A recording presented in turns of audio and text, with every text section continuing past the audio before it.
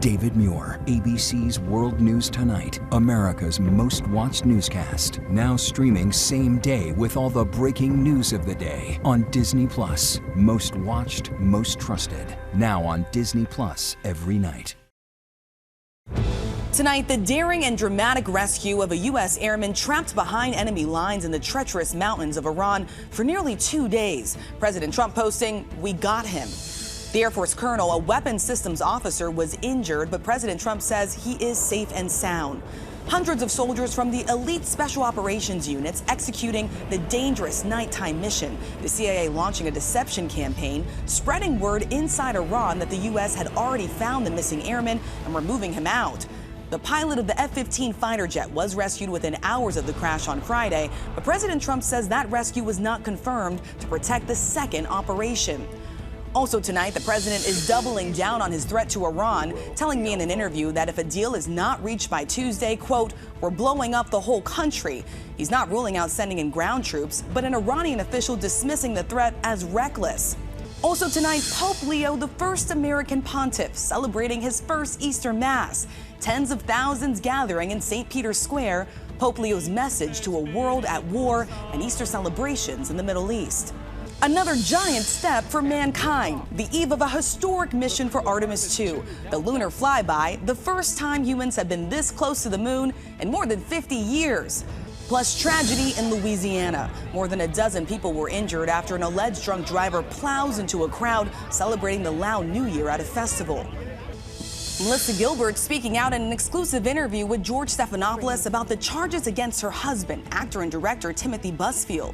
The Angel in the outfield stealing 3 home runs from the Seattle Mariners. The NCAA's Women's Championship Final. Can UCLA win their very first tournament title, or is South Carolina now a dynasty? ABC's Christian Cordero is courtside covering all the action. The Eagles have hatched, Jackie and Shadow welcoming 2 new additions to their family. From ABC News World Headquarters in New York, this is World News Tonight. Good evening, and thanks so much for joining us on this Easter Sunday. I'm Rachel Scott, in for Lindsay Davis. And we do begin tonight with that dramatic mission to rescue a U.S. airman trapped in the treacherous mountains of Iran for nearly 2 days. The F-15 fighter jet was shot down by Iran. Both U.S. service members ejected safely. The pilot was rescued on Friday, but a weapons systems officer in the backseat of that aircraft remained missing. Iran launched their own search, offering a $60,000 reward for anyone who found the American alive. President Trump sharing the remarkable news overnight that the service member, while injured, was safe and sound. This was a high-stakes and a high-risk operation. 2 C-130 aircraft got stuck in Iran, forcing American troops to intentionally destroy the planes. We have team coverage tonight, but we do begin with ABC's Britt Clennett leading us off from Jerusalem. Tonight, U.S. officials confirming hundreds of soldiers from elite special operations units executed a daring nighttime mission deep inside Iran to rescue that missing officer after his fighter jet was shot down Thursday. President Trump posting the Air Force colonel is safe and sound after being hunted down by our enemies, who were getting closer and closer by the hour. The U.S. launching the extraordinary operation moments after 2 crew members on board their F-15 Strike Eagle was shot down over western Iran. The Pentagon saturating the area with assets, warplanes, satellites, drones and helicopters. 1 airman rescued, but in the process Iran shooting down an A-10 Warthog. That pilot safely ejected and was also rescued. Combat teams scouring the terrain for the missing weapons officer. C-130s seen with 2 Black Hawks. Those helicopters coming under fire too. According to a senior U.S. official, the CIA orchestrated a deception campaign, spreading word inside Iran that U.S. forces had already found him and were preparing to move him out of the country. The rescue mission extending into the second day, the president saying they were monitoring his location 24 hours a day, meticulously planning his rescue. Late yesterday, elite special operations forces going in, reaching the mountainous terrain using highly adaptable MH-6 Little Bird helicopters and MC-130Js. 2 aircraft involved in that mission getting stuck at a location, forcing the troops to deliberately destroy and disable the aircraft. Iranian state media releasing these images, appearing to show parts of those planes. These satellite images appear to show the wreckage near Isfahan. Retired Commander John Hiltz was a Navy FA-18 Super Hornet pilot who flew combat missions across the Middle East and was trained to oversee these types of missions. This is an incredibly perilous situation. You've got to locate them. You've got to authenticate them. You've got to assess their mobility, assess their health status. Are they compromised? Are they, is there any other threats around them? So you've got to take account for all these different variables. Trump praising the mission, telling our Rachel Scott it was amazing. I had an amazing evening watching the whole situation. Even telling Axios reporters he was initially fearful that Iran was trying to lure the soldiers into a trap because he was thrown off by a short message from the pilot. Tonight, Iran playing up the attacks on the U.S. aircraft and saying the operation was an American failure. That rescue coming as fighting in the Middle East rages on. The U.S. and Israel striking a nuclear power plant near the coast. Iran punching back, sending missiles towards all corners of Israel and dozens of other strikes on Gulf nations. Kuwait and Bahrain are now reporting attacks at their petrochemical and energy sites. And Rachel, back to that American colonel. He evaded capture for up to 48 hours deep inside the mountains of Iran. President Trump saying he's seriously injured, while the condition of the other rescued American crew member is still unknown. And tonight, ABC News also learning Israel helped with intelligence in the rescue.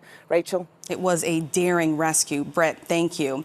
President Trump issued a new threat to Iran on this Easter Sunday. In a phone interview this morning, the president told me that if Iran does not make a deal to reopen the Strait of Hormuz, then the U.S. will blow up the whole country. And tonight, what the president said about targeting civilian infrastructure. Here's ABC's Selina Wang. Tonight, President Trump threatening to bomb Iran's infrastructure. In an Easter Sunday message, the president issuing a profanity-laden social media post warning Iran will be living in hell if they do not reopen the Strait of Hormuz by Tuesday night. Writing, Tuesday will be Power Plant Day and Bridge Day all wrapped up in one. Trump has repeatedly issued 48-hour deadlines for Iran to open the critical waterway or face attacks on its energy infrastructure, only to delay his timeline. And for days, the president sending conflicting messages, arguing the U.S. can open the strait itself and take the oil, while also claiming it's up to other countries to break Iran's chokehold. They can do it easily. We will be helpful, but they should take the lead in protecting the oil that they so desperately depend on. Today, the president telling ABC News if Iran does not make a deal, we're blowing up the whole country. If there is no deal, we are going to hit each and every one of their electric generating plants very hard and probably simultaneously. When asked if he's concerned about striking civilian infrastructure, Trump said, the civilians want me to do it, arguing the Iranian people are living in hell. Experts warn destroying civilian infrastructure could be a war crime under international law. If it's civilian infrastructure, which of course could affect things like water treatment plants, hospitals, then many would argue that that's not a valid military target and against international law. This might turn the people that we were trying to support against us. And tonight, President Trump still says this war can be wrapped up quickly, even as he continues to make these new threats. He also has not ruled out using boots on the ground as the Iranian regime remains publicly defiant, warning that any attack on Iranian infrastructure will be responded to in kind. Rachel? Yeah, big question tonight on if there will be a deal. Selina, thank you. We turn now to Pope Leo celebrating his first Easter as pontiff, the Chicago native delivering a message of peace to a world that is at war. Tens of thousands gathered in St. Peter's Square, and tonight Easter celebrations also in the Middle East. Here's ABC's Marcus Moore. On this Easter Sunday and at a time of tumult for so many, Pope Leo XIV sharing his message of hope before a crowd of 50,000 at St. Peter's Square, and to the more than 1.4 billion Catholics around the world, the pontiff called for peace.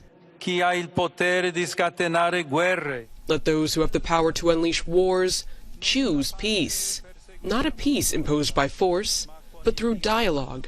Not with the desire to dominate others, but to encounter them. This Easter marking Pope Leo's first Holy Week since he was chosen to lead the Catholic Church almost a year ago in May. His election following the sudden passing of Pope Francis on Easter Monday last year. On Good Friday, Pope Leo became the first pontiff in more than 30 years to carry the wooden cross to all 14 stations at Rome's Colosseum. The striking procession representing the path Jesus took before he was crucified. The daily ceremonies and rituals culminating in this Easter message, where without naming them specifically, Pope Leo referenced the wars raging across the globe, conflicts that have claimed thousands of lives and livelihoods. Let us abandon every desire for conflict, domination, and power, and implore the Lord to grant his peace to a world ravaged by wars and marked by a hatred and indifference that makes us feel powerless to the face of evil. And Rachel, Pope Leo is now set to begin a 10-day trip through parts of Africa where he's expected to visit 4 countries there. But before that, he has called for a special vigil next Saturday to pray for peace. Rachel. Okay, Marcus, thank you. We turn now to another giant step for mankind, this one more than 50 years in the making. The Artemis 2 astronauts making their final lunar preps before their historic mission around the moon tomorrow. ABC's Andrew Dymburt has the details. Tonight, Artemis 2 just hours from the moon. Houston, integrity, good morning, and happy Easter to everyone down on Earth. Making final preparations for that historic lunar flyby. The crew starting their day with a wake-up call, CeeLo Green's Working Class Heroes.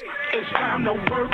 Then NASA says the 4 astronauts spent part of the day testing their Orion crew survival suits, practicing how to put them on and take them off in microgravity. Once this crew is in their suits and the suits are pressurized, they will need to get seated. These suits, built for the most dangerous moments, capable of keeping them alive for up to 6 days inside the capsule. So far, the mission a success, but not without its challenges. The wastewater tank that's attached to the toilet, we had problems with that due to suspected blockage, we think probably due to ice. When they swing around the moon, the astronauts will track more than a dozen lunar targets, capturing images of craters, lava flows, and the far side of the moon, places never seen by the naked eye. Mission Control expecting a 40-minute communication blackout as Orion passes behind the moon.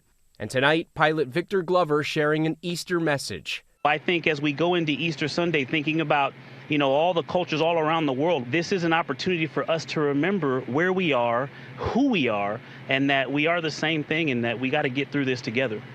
And Rachel, tomorrow the crew will hit a new milestone, officially surpassing Apollo 13 to mark the farthest humans have ever traveled from Earth. Rachel? And what a powerful message from those astronauts. Andrew, thank you. We turn now to the horrific tragedy in Louisiana. A suspected drunk driver plowing his car into a crowd at a festival celebrating the Lao New Year. At least 15 people are injured, some seriously. That driver now facing multiple charges. We do want to warn you, some viewers may find these images disturbing. Here's ABC's Rena Roy. Tonight, video shows the dramatic moments. A 57-year-old man was arrested after police say he drove his car into a crowd in Louisiana this weekend. All I saw was everyone flying and pushing off to the side. At least 15 people were injured, some critically, when the crash happened on Saturday afternoon during the Lao New Year festival in the city of Broussard. You can see emergency responders helping the injured. I just simply thought that he was coming to join the parade because the car was kind of nice. He inches closer and closer, revs his engine again, and just plows through everybody. Police identifying the suspect as Todd Landry, arresting him and charging him with negligent injuring in the first degree. State police say Landry showed signs of impairment and that a breath sample indicated a blood alcohol content above the legal limit.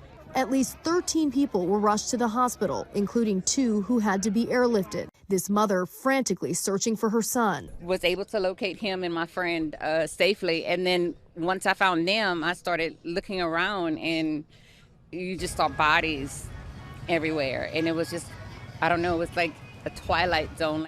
Now, the sheriff's office says it does not appear this crash was intentional, but add this is still an active investigation. Rachel. Rena, thank you. Now to a historic performance from the UCLA women's basketball team, taking down the South Carolina Gamecocks in a game for the ages, winning their very first championship title. ABC's Christian Cordero is in Arizona for all the action. Hey, Christian.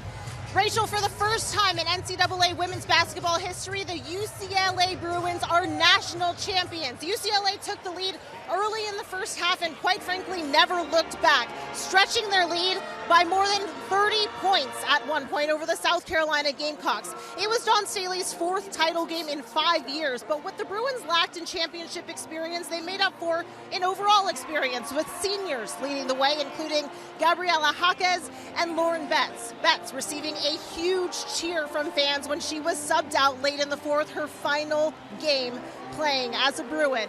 Tonight, all 5 starters scored double digits. Both teams showed up tonight with passionate fan bases in this arena, creating an unbelievable environment, much of which you can tell right now. The UCLA Bruins, Rachel, now go back to Westwood with new hardware and a new chapter written.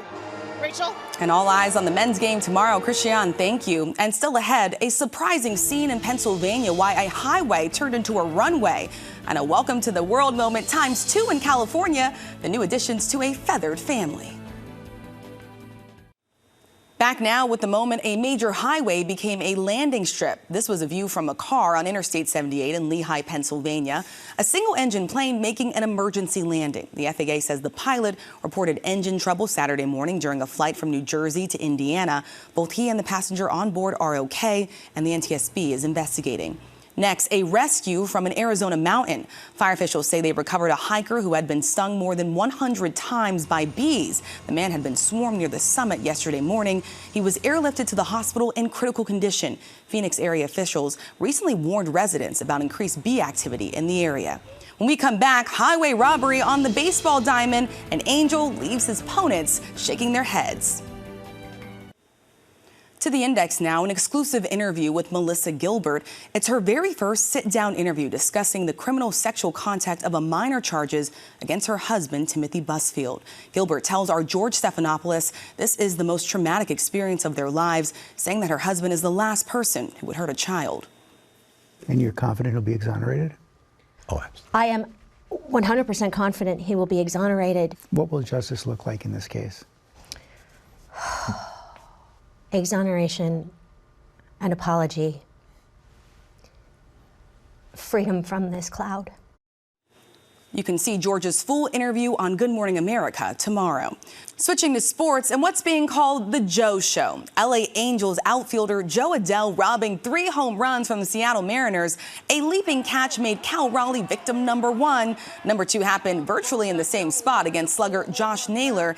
Then Adell saving the very best for last. Take a look at this. He falls into the stands to rob his 3rd home run of the game. 2 big breakthroughs at California's Big Bear Lake. The eggs belonging to bald eagles Jackie and Shadow fully hatched today. The first eaglet emerged after pecking away at its shell for about 36 hours. The second debuting just a short time later. For now, the siblings are being called Chick 1 and Chick 2. When we come back, a special trip for a teen completing a long, hard journey. Finally tonight, an Easter surprise and a trip of a lifetime for one teen who kept the faith. For Isabella Solis and her family, this Easter Sunday is unlike any other. Just a year ago, the 16-year-old from Albuquerque, New Mexico, went to the ER with back pain. I got a CT done and they found a mass on my pelvis. That mass turning out to be a 14-pound cancerous tumor. It's a gut punch. What followed was a grueling year of 6 surgeries and 8 rounds of chemo. I lost my hair pretty quickly. It was a rough journey. Isabella and her family especially turning to their Catholic faith, praying for her recovery. I prayed so much, whether it was day, night, in my head, out loud, laying down, asleep. Her aunt contacted Make-A-Wish, New Mexico, hoping to lift Isabella's spirits with a wish that could come true. It's one of my dreams to just go see the Vatican, see the church. And this week, her wish was granted. Isabella surrounded by family and friends. We wanted to let you know that your wish to go to Rome is coming true on May 20th. But in the spirit of an Easter miracle, there was more. A former Make-A-Wish recipient himself, now priest, knew someone with a personal connection to Pope Leo. They reached out to Pope Leo, and Pope Leo responded, and you're going to meet Pope Leo on May 27th. On this Easter Sunday, Isabella now cancer-free, and her family looking forward to that day. I think I will be nervous, but I think I will be comfortable because he's just like a person, just like everyone else. We have a feeling the Pope is going to love you. Thanks for watching. I'm Rachel Scott. Good night. ABC's David Muir. Muir, the most trusted anchor in America, the most watched anchor in America. Thank you for making ABC's World News Tonight with David Muir the #1 newscast in America. Most trusted, most watched. David Muir.